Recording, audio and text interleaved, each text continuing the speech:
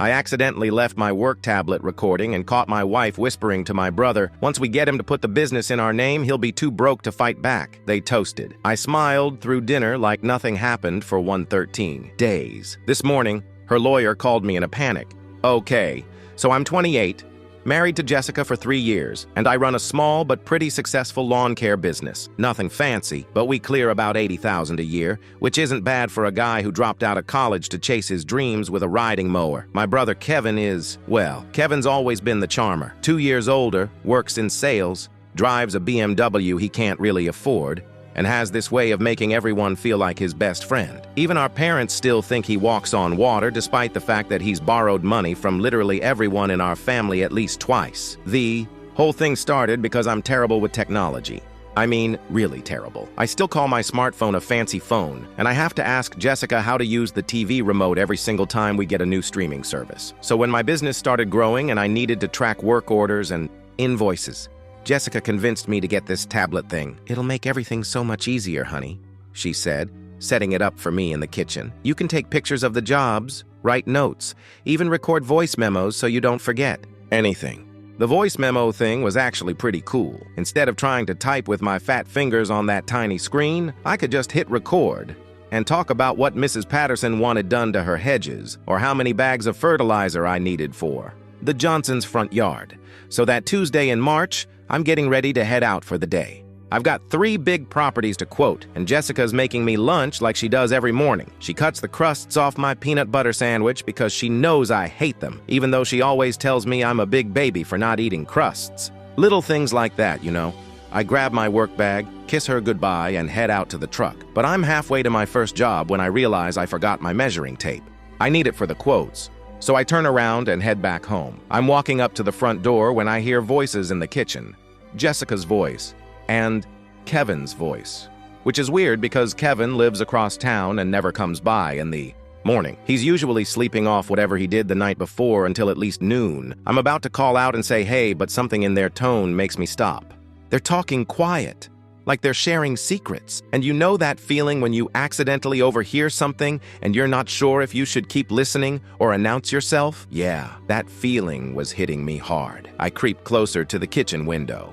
I know it sounds sneaky, but they're in my house, and my gut is telling me something's not right. That's when I hear Jessica say, "He's so trusting, Kevin. Sometimes I feel bad about this whole thing." Kevin laughs, and it's not his usual friendly laugh. It's meaner. "Come on, Jess. The guy's making good money, but he's too stupid to protect it. He doesn't even understand half the paperwork he signs." My stomach drops. Are they talking about me? "I just want to make sure we're doing this right," Jessica says. "Once we get him to put the business in our name, he'll be too broke to fight back." I literally feel the blood drain from my face. My wife, my brother, talking about stealing my business. Then I hear the clink of glasses. "To easy money," Kevin says. "To getting what we deserve," Jessica responds. They're toasting. In my kitchen, with my coffee mugs, planning to rob me blind. I stand there for maybe 30 seconds, just trying to process what I heard. Part of me wants to burst through the door and scream at them. Part of me thinks maybe I misunderstood something. But the bigger part of me, the part that's always been pretty good at reading people, knows exactly what I heard. I back away from the window, get in my truck, and drive around the block 3 times before coming back. This time I make noise pulling into the driveway, slam the truck door, and whistle as I walk to the front door. "Honey, I'm back!" I call out. "Forgot my measuring tape." When I walk into the kitchen, Jessica's at the sink washing dishes and Kevin's sitting at our little breakfast table scrolling through his phone like nothing happened. "Oh, hey, bro," Kevin says without looking up. "Just stopped by to grab that drill you said I could borrow." Jessica turns around and smiles at me. The same smile she's given me every morning for 3 years. "Everything okay, sweetie?" I grab my measuring tape from the counter, right next to where my work tablet is sitting. That's when I notice the little red recording light is still on. I must have accidentally hit record when I was putting it down earlier. "Yeah, all good," I say, trying to keep my voice normal. "Just forgot this thing." I pick up the tablet, and that's when it hits me. If the recording was going this whole time and I accidentally left it here, I don't say anything, I just smile, give Jessica another kiss, tell Kevin to bring the drill, back in one piece this time, and head out. In the truck, my hands are shaking as I check the tablet. Sure enough, there's a 47-minute recording from this morning. I fast forward to about 20 minutes in, put in my earbuds, and hit play. There it is, crystal clear, every word. Jessica talking about how I never pay attention to the legal stuff and how easy it would be to get me to sign papers that would make her and Kevin part owners of my business. Kevin suggesting they start slow, maybe ask me to add Jessica as a business partner for tax purposes or something like that. Jessica worrying about me getting suspicious. Kevin assuring her that I'm too trusting and too dumb to figure it out. The worst part? They've apparently been planning this for months. This wasn't some random idea they came up with over coffee. They talk about previous conversations, about how Kevin's been researching business law, about how Jessica's been slowly bringing up the idea of being more involved in my work. I think about all the times recently when Jessica suggested I needed help with the business side of things, how she offered to handle the bookkeeping, how she mentioned that having a business partner might help with getting loans to expand. I thought she was being supportive. I thought she believed in me, but she was setting me up. I sit in the Home Depot parking lot for 2 hours, just listening to that recording over and over. Part of me keeps hoping I misheard something, that there's some innocent explanation. But there isn't. My wife and my brother are planning to steal my business. So here's where most people would probably confront them right away, right? Maybe call a lawyer, file for divorce, cut Kevin out of my life completely. And honestly, part of me wanted to do exactly that, but I'm not most people. I'm the kind of guy who thinks things through, maybe too much sometimes. And sitting in that parking lot, listening to my whole life fall apart through those earbuds, I realized something important. They think I'm stupid. They really genuinely believe I'm too dumb and too trusting to protect myself. Jessica literally said I never pay attention to the legal stuff and that I'd probably sign anything she put in front of me. Kevin called me too stupid to protect my own business.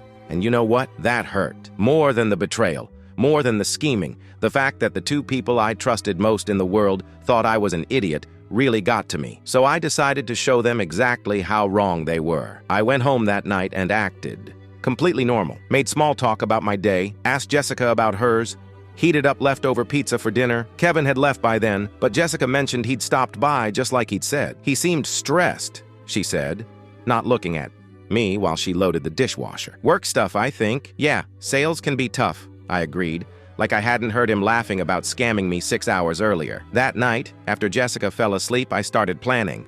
First thing I did was call my buddy Marcus, who works in IT. Marcus and I went to high school together, and he's one of those guys who knows everything about computers and security and all that technical stuff I never bothered learning. Hey man, weird question, I said, trying to keep my voice down. If someone wanted to, protect their business files and stuff, what would they do? Marcus was quiet for a second. Everything okay, dude? You sound stressed. Yeah, just being proactive, I guess. He talked me through setting up secure backups of all my business files, how to protect my bank accounts with better passwords, and most importantly, how to document everything I owned in a way that would hold up legally. You thinking about getting divorced or something? He asked. Nah, nothing like that. Just want to make sure all my ducks are in a row, you know? Next, I called my cousin Rachel, who's a paralegal. I didn't tell her what was going on. Just said I wanted to make sure my business was properly protected and maybe get some advice about contracts and partnerships. Smart thinking, she said. A lot of small business owners don't think about that stuff until it's too late. She recommended a lawyer she knew, guy named David Chen, who specializes in small business law. I made an appointment for the following week, and then I started watching. Really watching. Over the next few days, I paid attention to everything Jessica did differently. Every phone call she took in another room. Every time she brought up business stuff casually in conversation. Every time Kevin showed up unexpectedly. And, man, once you're looking for it, the patterns are so obvious. Jessica had started doing this thing where she'd bring me papers to sign while I was watching TV or eating dinner. Just some invoice stuff, honey, she'd say. And I'd sign without really looking because I trusted her. But now I read everything, every single page. And I started noticing that some of the papers weren't just invoices. There were forms for adding authorized users to business accounts, documents about changing business registration information, stuff that would give her more and more control over my company. She was doing exactly what they'd planned, slowly getting me to sign away pieces of my business without me realizing it. The thing is, I hadn't actually signed any of the important stuff yet. Most of what she'd gotten me to sign so far was pretty harmless, adding her as an emergency contact on some accounts, that kind of thing. But I could see where it was heading. Kevin started coming around more often, too. Always with some excuse, borrowing tools, wanting to hang out, asking for business advice. But really, he was studying how my business worked, what jobs were worth the most money, which customers paid the best. how much I was making. He even asked to come along on a few jobs, said he was thinking about starting his own landscaping business, and wanted to learn. I said sure, because back then I still thought he was my brother trying to better himself. Really, he was casing my operation. The worst part was how good they were at acting normal. Jessica still made my lunch every morning, still cut off the crusts, still kissed me goodbye. Kevin still joked around like we were best friends, still asked about my day like he cared. If I hadn't heard that conversation, I never would have suspected anything, but I had heard it, and now I couldn't unhear it. So I kept playing along, acting like the trusting, clueless husband and brother they thought I was. And while I was acting, I was preparing. I met with David Chen, the lawyer, and he was amazing. Really down-to-earth guy who didn't make me feel stupid for not understanding legal stuff. I told him I wanted to make sure my business was protected, and he helped me set up a bunch of safeguards. We created a new business structure that would make it nearly impossible for someone to steal the company from me. We set up separate business accounts with security measures that only I could access. We even created fake documents that looked real but would actually protect me if someone tried to use them against me. Are you expecting someone to try to take your business? David asked during one of our meetings. Let's just say I want to be prepared for anything, I told him. The hardest part was acting normal at home. There were so many times I wanted to confront Jessica, especially when she'd bring me more papers to sign, or when she'd make some comment about how I should involve her more in the business side of things. But I stuck to the plan. I wanted to see how far they'd go. I wanted to understand exactly what they were trying to do before I stopped them. The breakthrough came about 6 weeks into my secret investigation. Kevin came over for dinner on a Sunday, which was becoming a regular thing. Jessica made her famous pot roast, and we were all sitting around the table like a happy family. You know, Kevin said, cutting into his meat, I've been thinking about what we talked about before, about me maybe investing in your business. I almost choked on my food. We'd never talked about that, ever. Investing how? I asked. Well, you're doing great, but imagine how much better you could do with some capital to expand. Buy more equipment, hire some help, maybe even get a storefront. Jessica jumped in right on cue. That's such a good idea, Kevin. We've talked about expanding, haven't we, honey? No, we hadn't. At least not the way she was making it sound. I'd need to be a partner, obviously, Kevin continued, for tax purposes and liability protection, but I think I could bring some real value to the operation. They were doing it. Right there at our dinner table, over pot roast and mashed potatoes, they were executing their plan. That's interesting, I said slowly. What kind of partnership were you thinking? Oh, probably equal shares, Kevin said like it was no big deal. You, me, and Jessica, each with a third. That way we're all invested in making it successful. Third each. My business that I built from nothing, that I worked 70-hour weeks to grow, that I risked everything to start.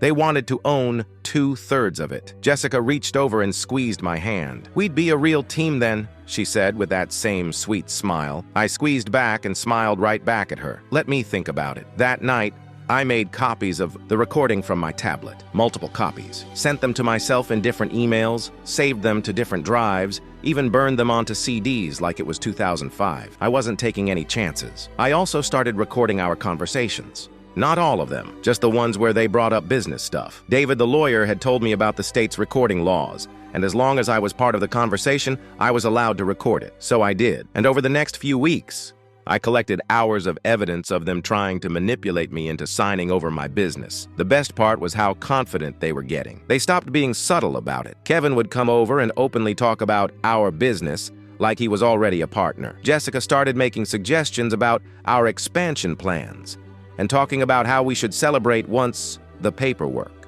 goes through. They really thought they had me fooled. About 2 months into this whole thing, Jessica brought me a stack of papers that she said were partnership agreements that David Chen had supposedly drawn up. Except I knew for a fact that David hadn't drawn up anything like that because I'd been working with him the whole time. The papers were good though, professional looking, with official letterhead and everything. Kevin must have put some real effort into making fake legal documents. David said we should sign these as soon as possible, Jessica said, setting them on the kitchen counter next to my coffee. Something about tax deadlines. I flipped through the pages, pretending to read them for the first time. They were exactly what I expected. Documents that would make Kevin and Jessica equal partners in my business, with the right to make major decisions, access all accounts, and basically push me out whenever they wanted. These look pretty complicated, I said. Maybe I should have my own lawyer look at them. Jessica's face tightened just a little. Honey, David is a lawyer. He already looked at them. He's the one who wrote them. I know, but maybe I should get a second opinion. This is a big decision. We don't want to miss the tax deadline, Kevin said. He'd been waiting in the living room, but apparently he'd been listening to our conversation. David said it could cost us thousands if we don't get this filed in time. They were getting desperate and sloppy. Okay, I said finally. Let me just read through these one more time tonight and I'll sign them tomorrow. Jessica relaxed. That sounds perfect, sweetie. Kevin clapped me on the shoulder. Smart man. This is going to be great for all of us. That night I didn't sleep much, not because I was worried. I knew I had them beat, but because I was trying to decide exactly how. I wanted to handle the reveal. I could have just called them out right then. Played the recordings, shown them the evidence I'd collected, watched them scramble to explain themselves, but that felt too easy, too quick. They'd spent months planning to betray me. They'd sat at my dinner table, eaten my food, pretended to.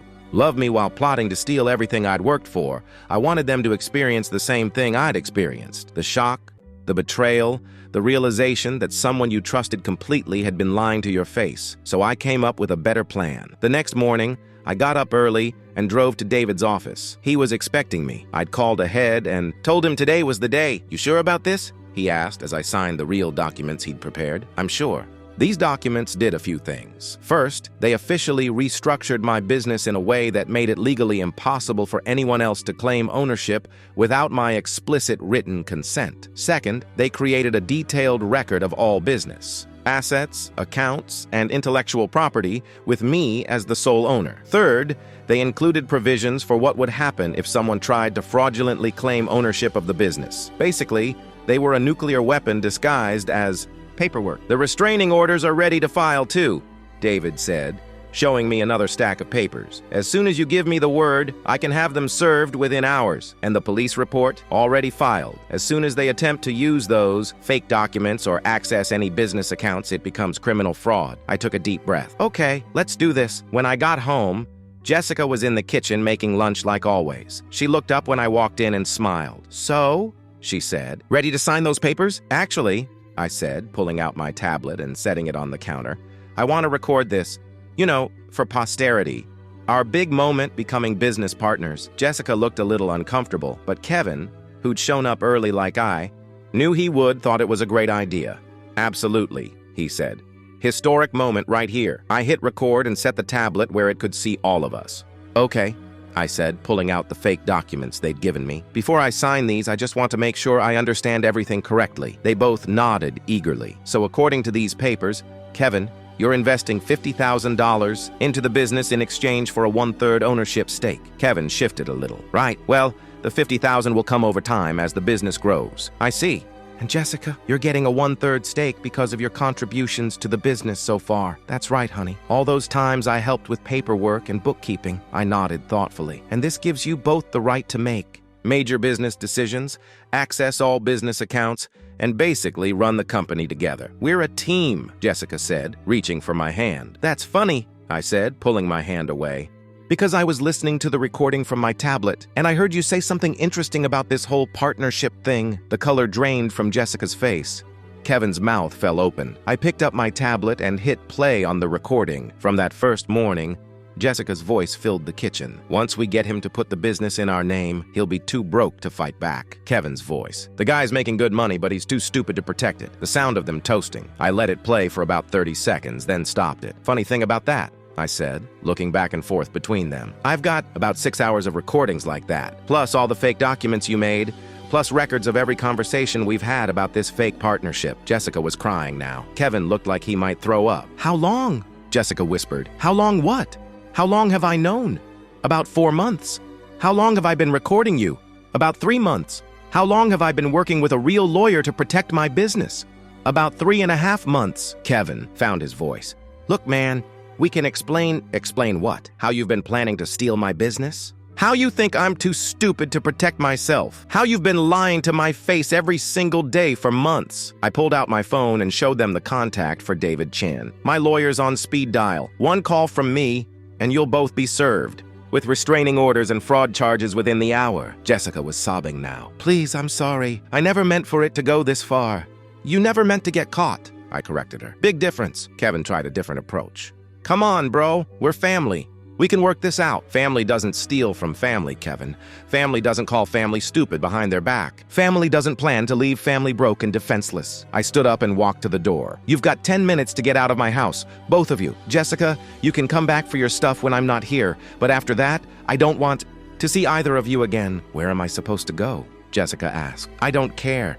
Maybe Kevin can help you out since you two are such great partners. Kevin was already heading for the door. This is insane, man. You're overreacting. Am I? You were literally planning to steal my business. We were trying to help you. I laughed. It wasn't a happy laugh. Help me? By making me too broke to fight. Back? That's helping? Neither of them had an answer for that. Jessica tried one more time. What about our marriage? What about everything we've been through together? What about it? You mean the marriage where you've been planning to rob me? For months? The marriage where you think I'm too stupid to protect myself? That marriage? She didn't answer. I watched them leave. Kevin in his BMW that he couldn't afford. Jessica crying in the passenger seat. I stood in my doorway and watched them drive away. And for the first time in months, I felt like I could breathe, but I wasn't done yet. Over the next week, I filed for divorce. David helped me with that too. And because I had recordings of Jessica admitting to planning fraud, it wasn't going to be a friendly split. I also pressed charges against both of them for attempted fraud and conspiracy. The fake legal documents Kevin had made were good enough to fool me at first glance, but they weren't good enough to fool actual lawyers and judges. I changed all my business account passwords, got new credit cards, and basically locked down every aspect of my financial life. I also moved out of the house Jessica and I had shared and got a small apartment across town. I didn't want to be there when she came back for her stuff. The best part was telling my parents. See, Kevin had always been the golden child, and Jessica had always been like a daughter to them. They loved her almost as much as they loved him. So when I showed up at their house with recordings of their precious Kevin calling me stupid and their beloved daughter-in-law planning to steal from me, it was quite a shock. My mom cried, my dad got so angry I thought he might drive over to Kevin's place and punch him in the face. They both apologized over and over for not seeing what was happening. We always thought Kevin was the smart one, my dad said sadly. Turns out we were wrong about which son to be proud of. The legal stuff moved pretty fast. Jessica's lawyer, her real lawyer, not the fake David Chen story they'd made up, called me in a panic about 3 weeks after I kicked them out. My client is willing to settle, he said. She just wants to move on with her life. What kind of settlement? I asked. She'll agree to the divorce terms you proposed, and she'll drop any claim to the business or shared assets. In exchange, you drop the fraud charges. I thought about it for about 2 seconds. No deal. Excuse me? No deal. She planned to steal my business and leave me broke. She called me stupid. She lied to my face for months. She doesn't get to just walk away like nothing happened. Mr. Johnson, fraud charges are serious. If she's convicted, she could face jail time. Good. There was a long pause. Let me talk to my client and get back to you. Kevin's lawyer called the same day. Same offer, same response from me. I wasn't interested in letting them off easy. They'd planned to ruin my life, and they'd done it while pretending to love me. That deserved consequences. The trial was interesting. Jessica's lawyer tried to argue that she was just trying to help secure our family's financial future. Kevin's lawyer claimed he was just trying to help his brother's business grow. But we had recordings, hours and hours of recordings of them planning exactly how they were going to steal from me. Recordings of them calling me stupid and gullible.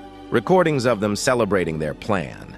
The jury didn't buy the innocent explanation. Jessica got 18 months in prison and 5 years probation. Kevin got 2 years and 5 years probation.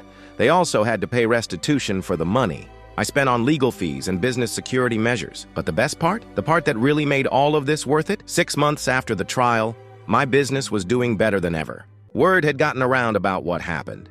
And instead of people thinking I was stupid for not seeing it coming, they respected me for how I handled it. I started getting more clients, bigger jobs, better contracts. People wanted to work with. The guy who was smart enough to outplay the people trying to scam him. I hired 3 full-time employees and bought 2 more trucks. I'm on track to clear over $200,000 this year. And Jessica?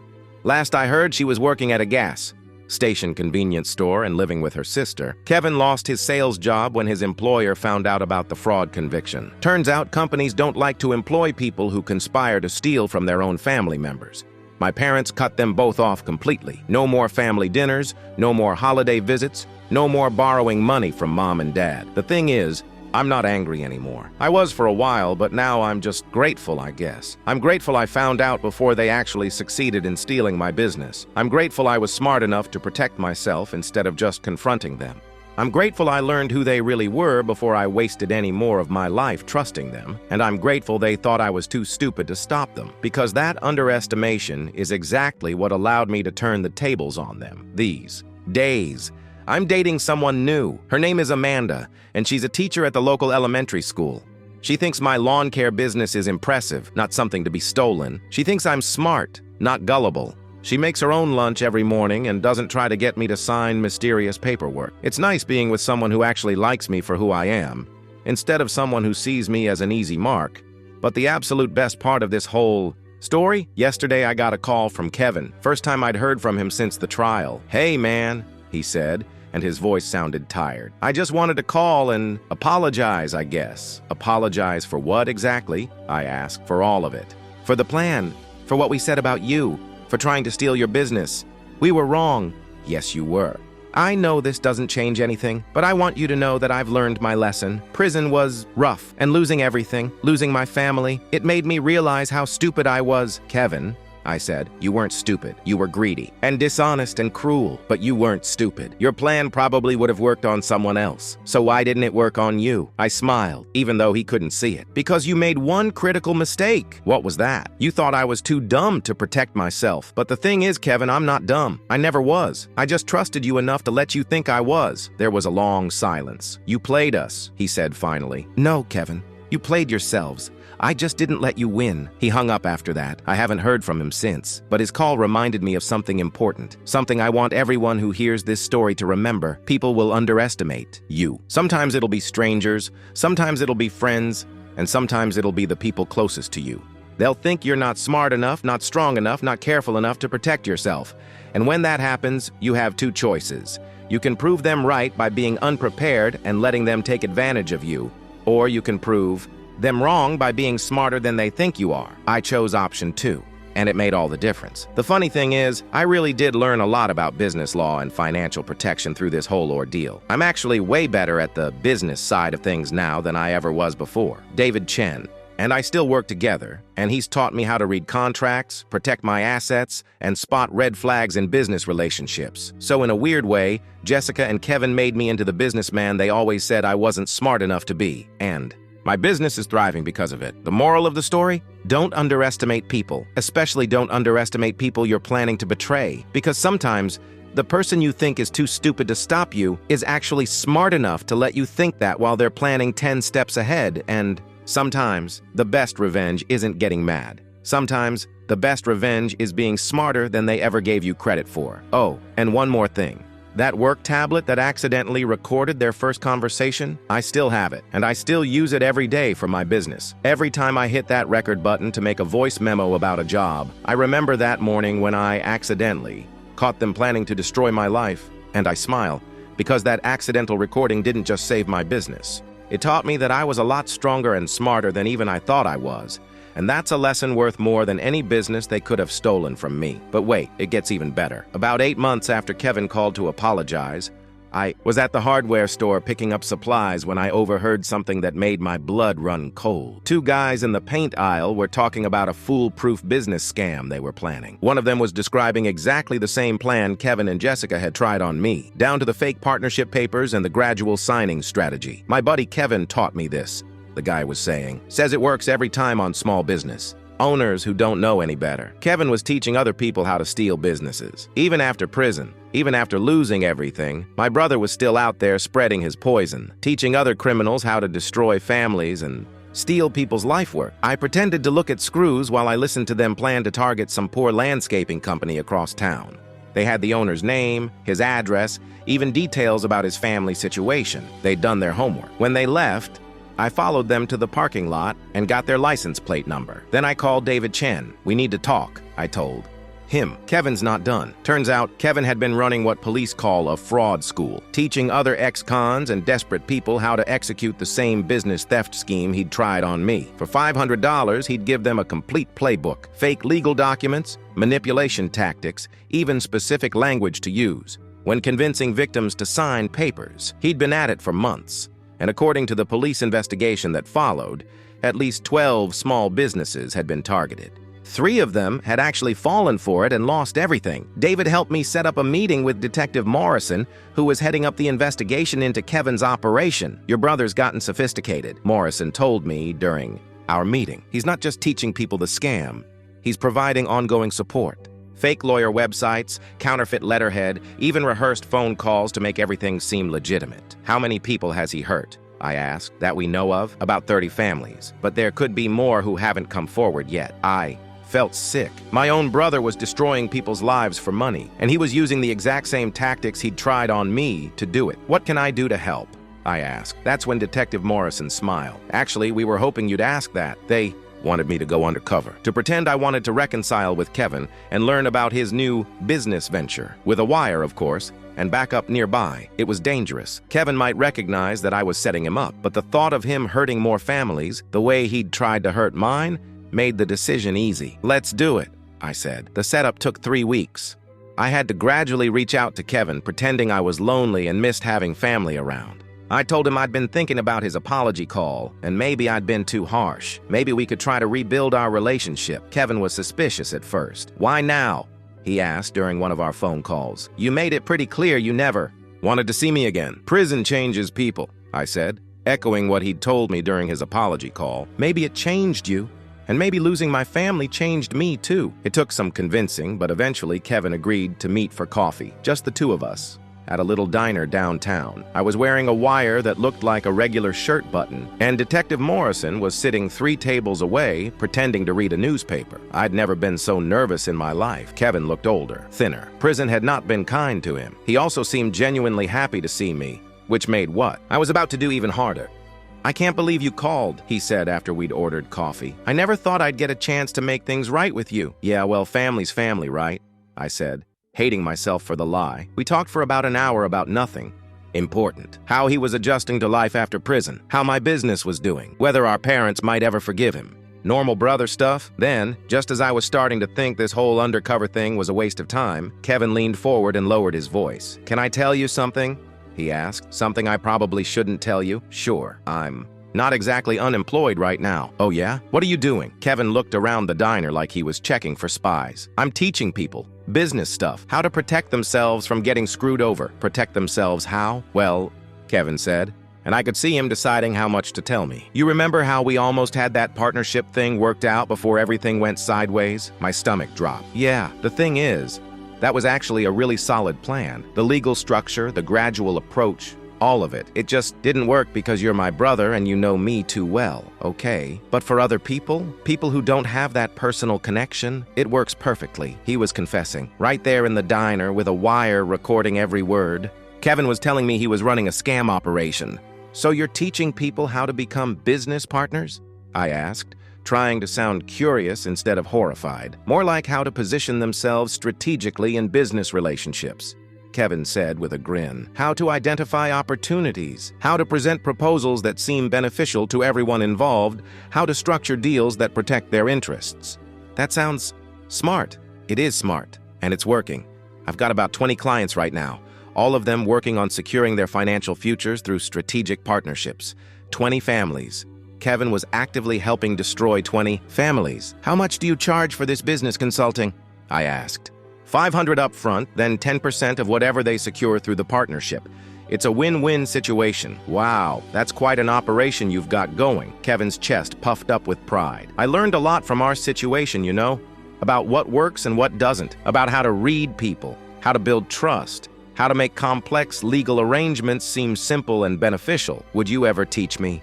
I asked, the words tasting like poison in my mouth. Kevin's eyes lit up. Seriously? You'd be interested in learning this stuff? I mean, if it's helping people secure their financial futures, yeah, that sounds like something I could get behind. Bro, you'd be perfect for this.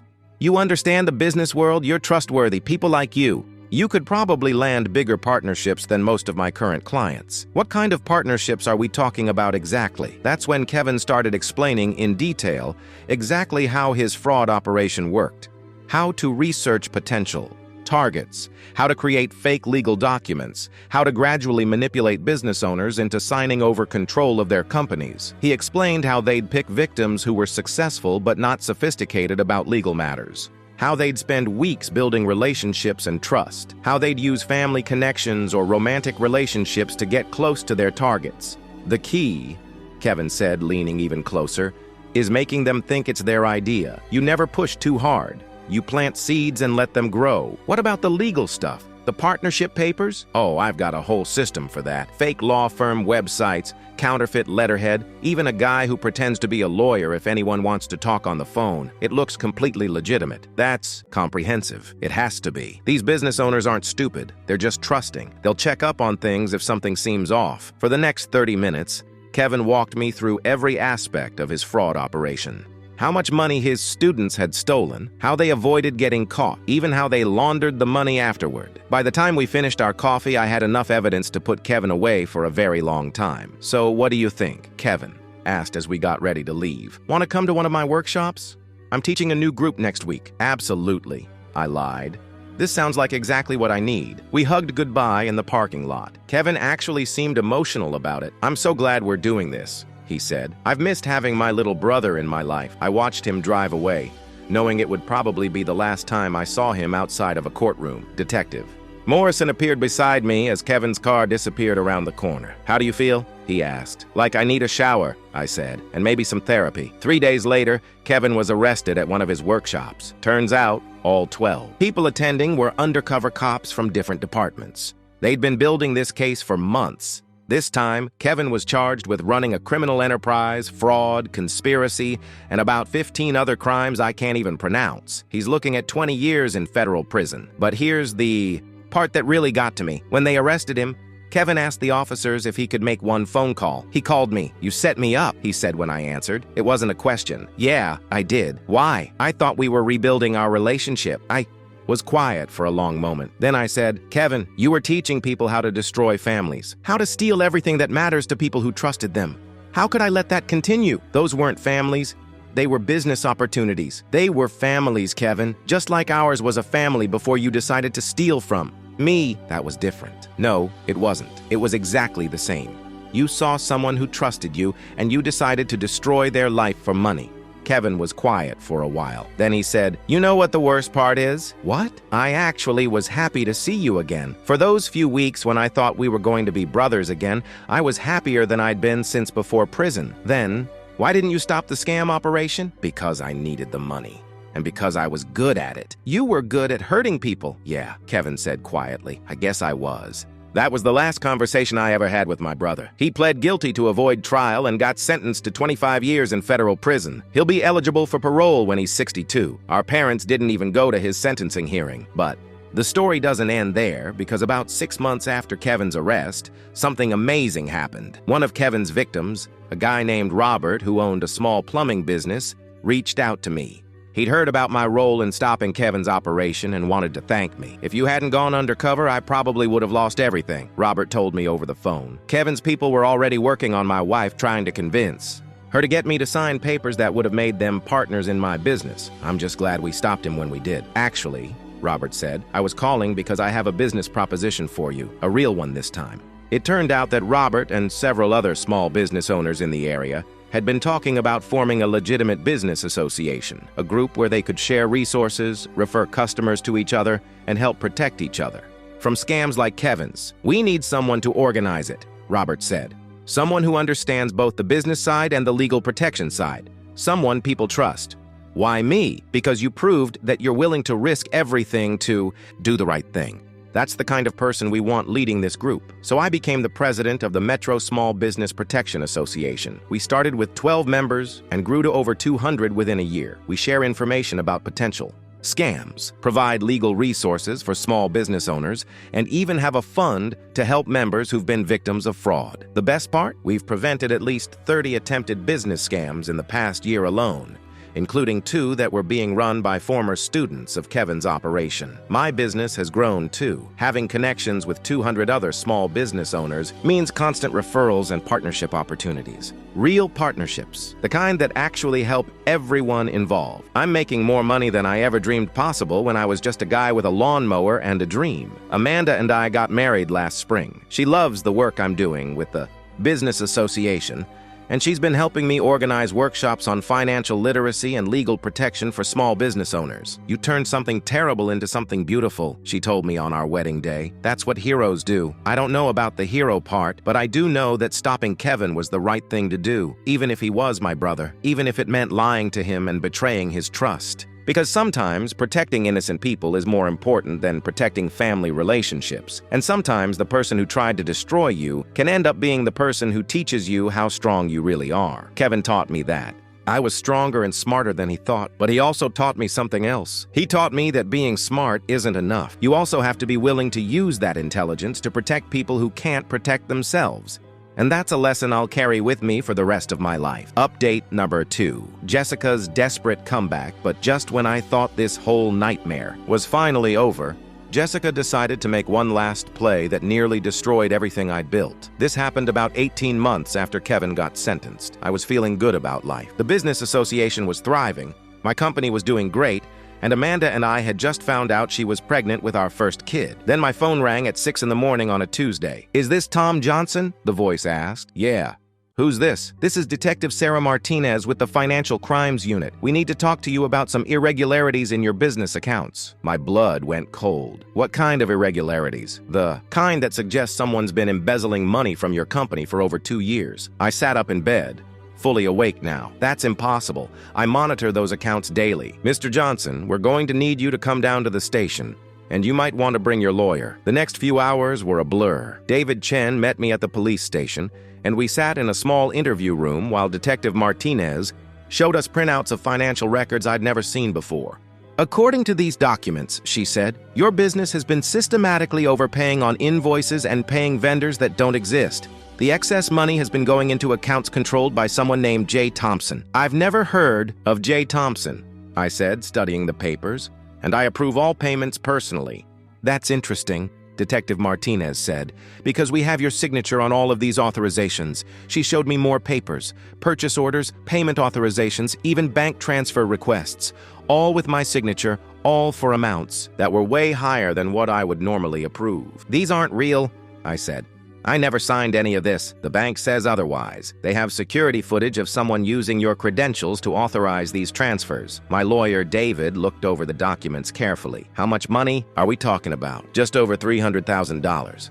Detective Martinez said. I felt like I was going to throw up. $300,000 was more than my entire annual profit. If this was real, it would bankrupt my company and destroy everything I'd built. "Who reported this?" David asked.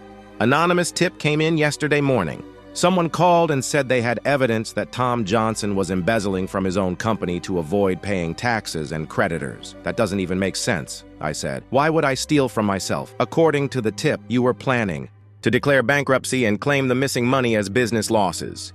Then you'd restart under a different name with the stolen funds." I stared at Detective Martinez. "And you believe that?" "We have to investigate all credible fraud reports, and the documentation is very convincing." David asked to see everything they had. The detective spread out dozens of papers across the table. Invoices from companies I'd never heard of, payment authorizations with my signature, bank statements showing transfers I never made. "This is sophisticated," David muttered as he looked through the evidence. "Someone put a lot of work into this." That's when it hit me. "Jay Thompson. What's the J stand for?" Detective Martinez flipped through her notes. "Jessica. According to the bank records, Jessica Thompson. That's my ex-wife. Her maiden name was Thompson." "Your ex-wife who went to prison for trying to steal your business?" "The same one. She got out 6 months ago." Detective Martinez's expression changed. "Why didn't you mention that earlier?" "Because I thought this was about real embezzlement, not revenge." We spent the next 3 hours going through everything with Detective Martinez. I showed her the real invoices and payment records from my actual accounting system. I gave her the contact information for all my real vendors. I even called my bank and had them pull up the security footage from the dates when these supposed transfers were made. The security footage was the smoking gun. The woman in the video authorizing transfers looked like me from behind.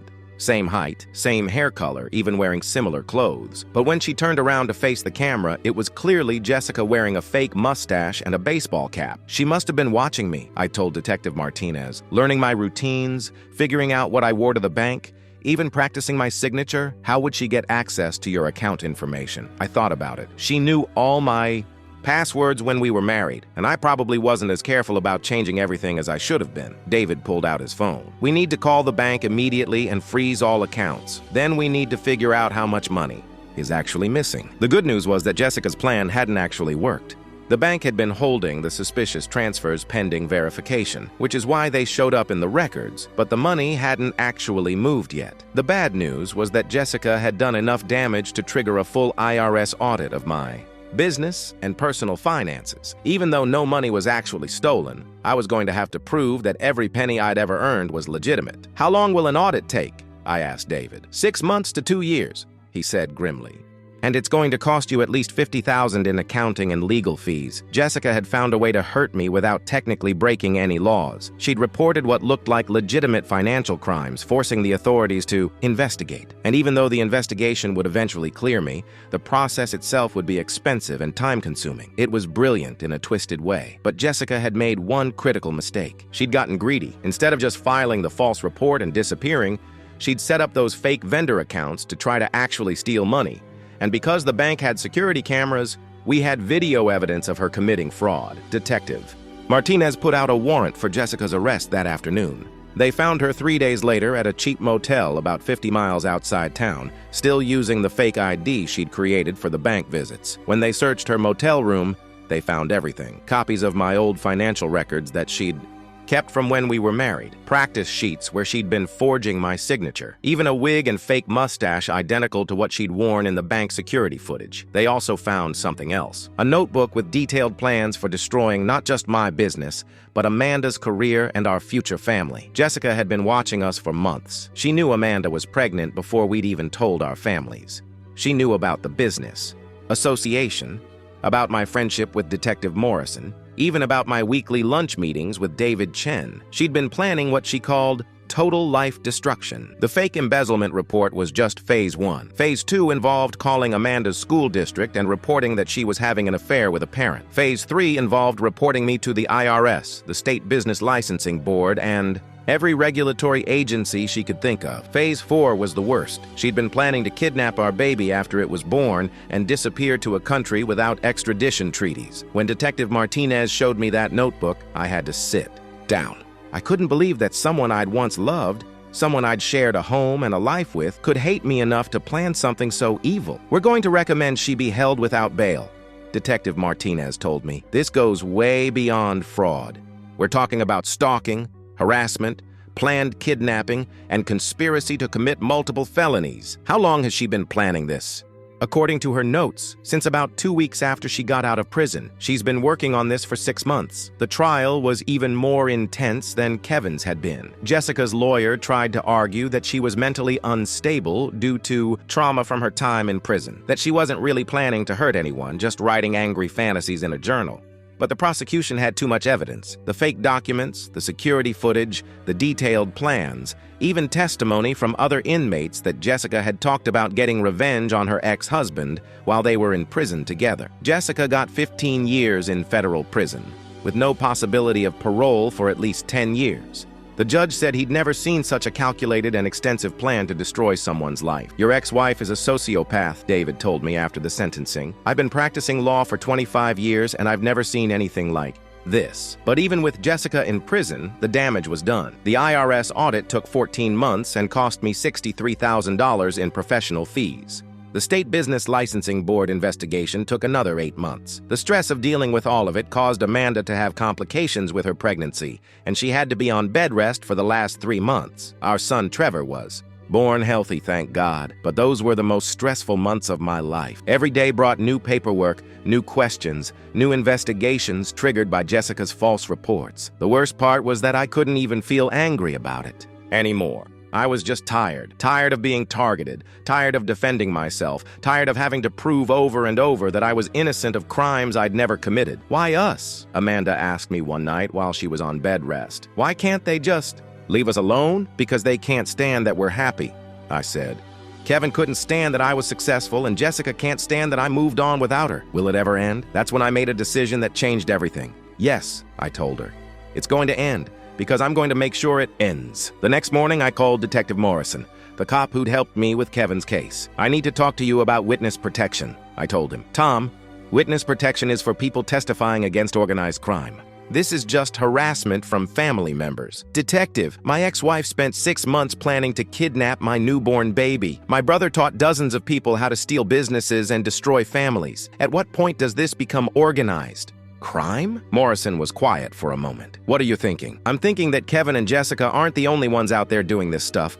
I'm thinking that there are probably hundreds of people running similar scams, and maybe it's time someone did something about it on a bigger scale. You want to go after all of them? I want to build something that makes it impossible for people like Kevin and Jessica to hurt families the way they hurt mine. And I think the business association I started is just the beginning. That conversation led to the creation of what we now call the National Small Business Protection Network. It's a partnership between local business associations, law enforcement agencies, and federal prosecutors that shares information about fraud schemes and protects small business owners from scams. We've helped catch over 300 fraudsters. In the past 2 years, we've prevented an estimated $50 million in theft, and we've created a database that makes it almost impossible for someone to run the same scam in multiple locations. The network now has chapters in 38 states and over 10,000 members. I'm the national director, which means I travel around the country teaching other business owners how to protect themselves and their families. It's not the life I planned when I started my lawn care business, but it's the life that Kevin and Jessica's attacks led me to.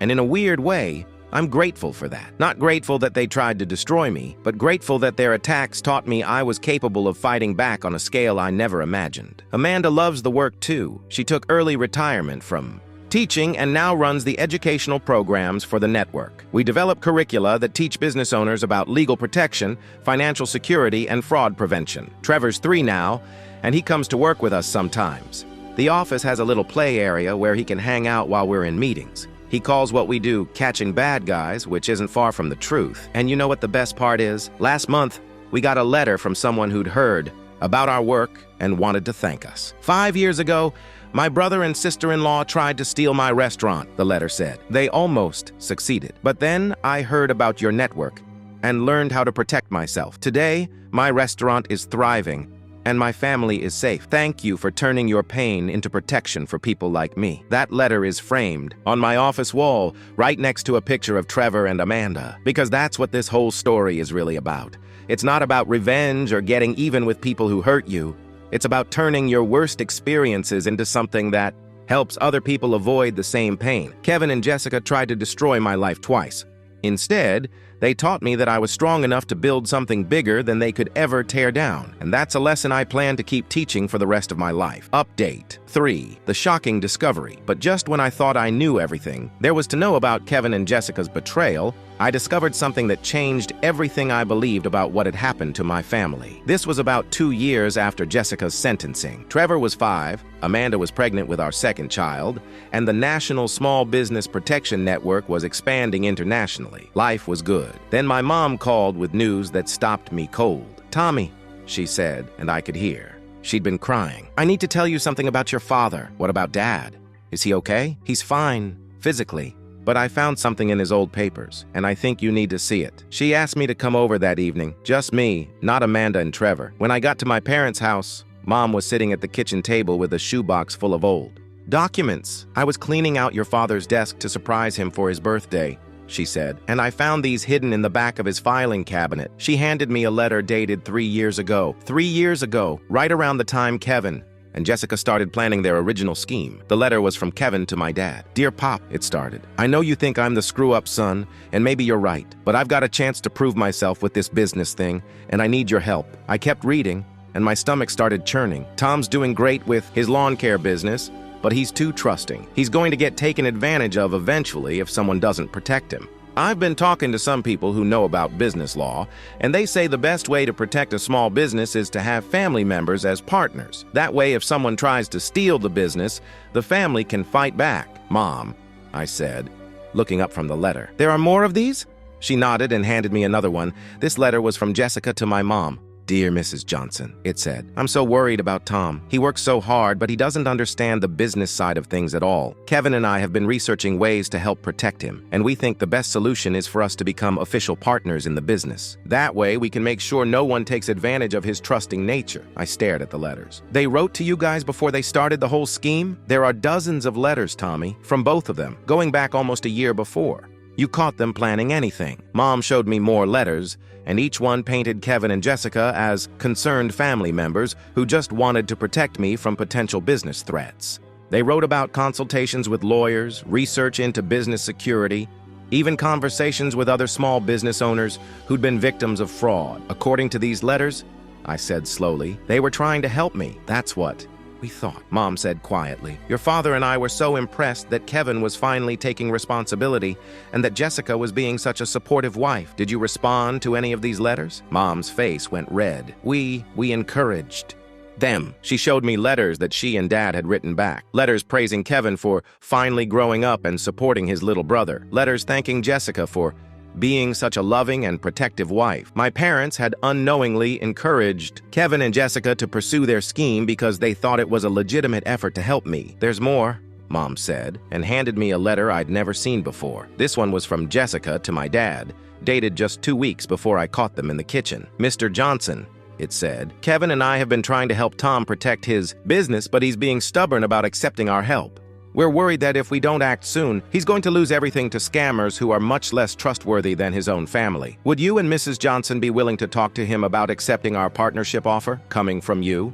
He might listen. Oh no, I said. We were planning to talk to you the next week, Mom said, tears in her eyes. We were going to tell you that you should listen to Kevin and Jessica's business advice. If I hadn't accidentally recorded that conversation when I did, my own parents would have convinced me to sign over my business to Kevin and Jessica, not because they were part of the scheme, but because they genuinely believed Kevin and Jessica were trying to help me. Tommy, we're so sorry, Mom said. We had no idea they were lying to us too. I sat there in my parents' kitchen, staring at letters that completely changed how I understood everything that had happened. Kevin and Jessica hadn't just been planning to steal from me, they'd been running a long-term psychological operation on my entire family.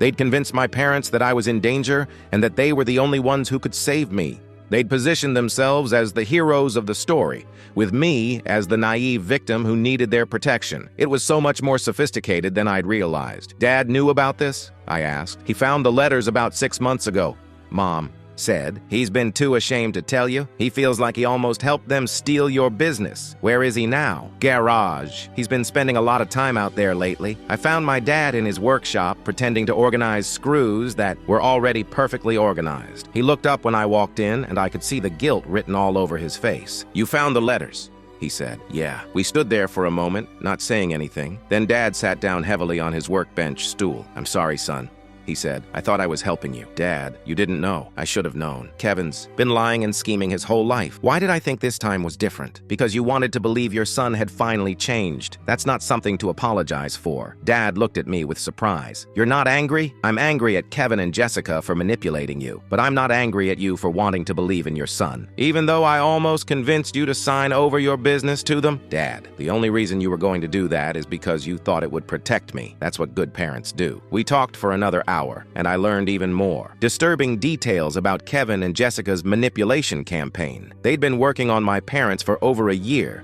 slowly building a narrative that I was a successful but naive business owner who needed family protection. They'd sent newspaper clippings about small business fraud, forwarded emails about business scams, even arranged for my parents to accidentally meet other small business owners who'd been victims of theft. Everything was designed to make my parents believed that I was in constant danger and that Kevin and Jessica were the solution. They played us like fiddles, Dad said bitterly. They played everyone. That's what professional con artists do. When I got home that night, I called David Chen and told him about the letters. This changes things, he said immediately. This isn't just fraud, it's conspiracy with psychological manipulation of elderly victims. My parents aren't elderly. Legally, anyone over 65 who's targeted in a financial scam is considered an elderly victim. The sentences are much harsher. What does this mean for Kevin and Jessica? Well, Jessica's already in prison, so it doesn't change her situation much. But Kevin, this could add another 10 years to his sentence. Should I report it? David was quiet for a moment. That's up to you. But you should know that this kind of psychological manipulation of family members to facilitate fraud is exactly what federal prosecutors are looking for when they build organized crime cases. I thought about it for 3 days. Part of me wanted Kevin to face additional consequences for what he'd done to my parents. But part of me was just tired of the whole legal process. Finally, I decided to turn the letters over to the FBI. Not to get Kevin in more trouble, but because they might be useful in preventing other families from going through what mine had. The FBI was very interested in the letters. So interested that they sent 2 agents to interview me about them. These letters represent a level of planning and family manipulation that we rarely see in fraud cases, Agent Collins told me. They suggest that your brother and ex-wife were using advanced social engineering techniques that are typically associated with organized criminal networks. You think they learned this stuff from other criminals? We think they might have been part of a larger network. The techniques described in these letters are too sophisticated for 2 people to develop on their own. That led to a much deeper investigation into Kevin's activities, both before and after his original arrest. And what they found was shocking. Kevin hadn't just been teaching other people how to run business theft scams. He'd been part of a national network of con artists who specialized in family-based fraud schemes. The network had over 200 members across 30 states. They shared techniques, traded victim information, and even provided support services like fake legal documents and counterfeit credentials. Kevin had been one of their top recruiters. Your brother brought at least 50 new members into this organization, Agent Collins told me during one of our interviews. And those 50 members have gone on to steal an estimated $20 million from their victims. So Kevin wasn't just hurting my family.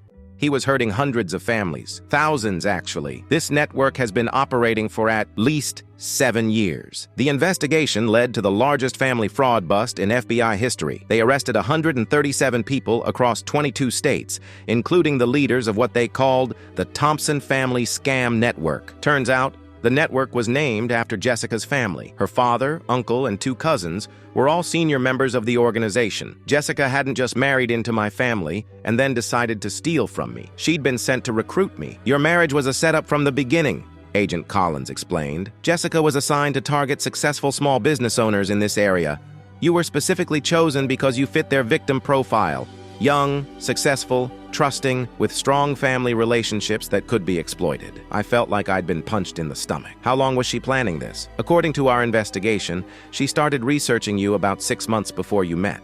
She knew your business revenue, your family structure, even your favorite restaurants before your first date. So everything was fake? Our entire relationship? We found training materials in her family's possession that included detailed instructions on how to build romantic relationships with fraud targets. Your relationship followed their playbook exactly. That night, I went home and told Amanda everything. About the letters, about the investigation, about Jessica's family being professional con artists. I'm so sorry, Amanda said, holding me while I cried. I can't imagine how this feels. I feel like an idiot. For 3 years, I was married to someone whose job was to steal from me. You're not an idiot. You're a good person who assumed other people were good too. But how did I not see it? How did I not realize that someone was studying me like a science project? Amanda was quiet for a moment. Then she said, because normal people don't assume that someone would spend 6 months learning how to fake love them just to steal their money. That's not how normal people think. Maybe I should have been more suspicious. Tom, if you'd been more suspicious, you never would have fallen in love with me either. Being trusting isn't a character flaw. It's what makes you a good person. The final revelation came 3 months later, when the FBI finished analyzing all the evidence they'd seized from the Thompson Family Scam Network. They found Jessica's original recruitment file on me. The file included photos of my house, my business, even my truck. It had copies of my credit report, my business registration, and bank statements going back 2 years. It had psychological profiles written by network consultants who'd observed me without my knowledge. But the worst part was the romantic strategy guide they'd written specifically for Jessica to use on me. Target prefers casual dining to upscale restaurants, it said. Shows strong family loyalty. Exploit through emotional manipulation of parents. Enjoys physical comedy films. Use shared laughter to build intimacy. Has history of long-term relationships, avoid appearing interested in short-term hookups. They'd analyzed my personality like I was a laboratory specimen, then created a fake person designed specifically to appeal to me. The guide even included contingency plans. If I became suspicious of Jessica, she was supposed to fake a pregnancy to keep me emotionally invested. If I tried to break up with her, she was supposed to threaten self-harm to manipulate me into staying. Everything about our relationship had been scripted by professional criminals. How many other people have been through this? I asked Agent Collins. We've identified over 400 victims of similar romantic manipulation scams. Most of them never realized their entire relationship was fake. What happens to those people? Most of them lose everything and never recover, financially or emotionally. That's when I realized that stopping Kevin and Jessica hadn't just saved my business, it had saved my life. If I hadn't accidentally recorded that conversation, I would have eventually signed over my business to them. Then they would have drained my accounts, destroyed my credit, and disappeared. I would have been left bankrupt, divorced, and probably suicidal. Instead, I was sitting in an FBI office, helping them dismantle a criminal network that had destroyed thousands of lives. "We want to offer you a position," Agent Collins said at the end of our last interview. "A position as a consultant with our financial crimes unit. We need someone who understands how these scams work from the victim's perspective and who can help us develop better prevention strategies." "I'm not a law enforcement officer. You don't need to be. You'd be working with our victim services division, helping other people who've been targeted by family-based fraud schemes." I talked it over with Amanda that night. "It would mean more travel," I told her, "and probably more stress. It would also mean helping people who are going through what you went through," she said. "People who might not be as lucky as you were." "You think I should do it?" "I think you should do whatever feels right to you. But I also think that everything that's happened to us has been leading to this opportunity." "What do you mean?" "Think about it. Kevin's betrayal taught you to be careful about legal protection. Jessica's revenge attack taught you about financial security. The business association taught you about helping other small business owners. And now this investigation has taught you about organized fraud networks. I hadn't thought about it that way, but she was right. Every attack on my family had taught me something that prepared me for the next level of fighting back. It's like you've been getting a graduate degree in fraud prevention," Amanda continued. "And now you have a chance to use that education to help other people." 6 months later, I started working with the FBI as a consultant on family-based fraud cases. I keep my business and the National Small Business Protection Network, but I also spend about half my time helping federal agents understand how these scams work and how to catch the people who run them. It's not the career I planned when I started cutting grass for a living, but it's the career that Kevin and Jessica's attacks prepared me for, and in the strangest way possible, it's made me grateful for everything they put me through. Not grateful that they tried to destroy me, but grateful that their attempts to destroy me taught me how to protect other people from the same kind of destruction, because that's what this whole story has really been about from the beginning. It's about learning that sometimes the worst things that happen to you can become the foundation for the best things you can do for other people. And sometimes the people who try to break you end up making you stronger than you ever imagined you could be.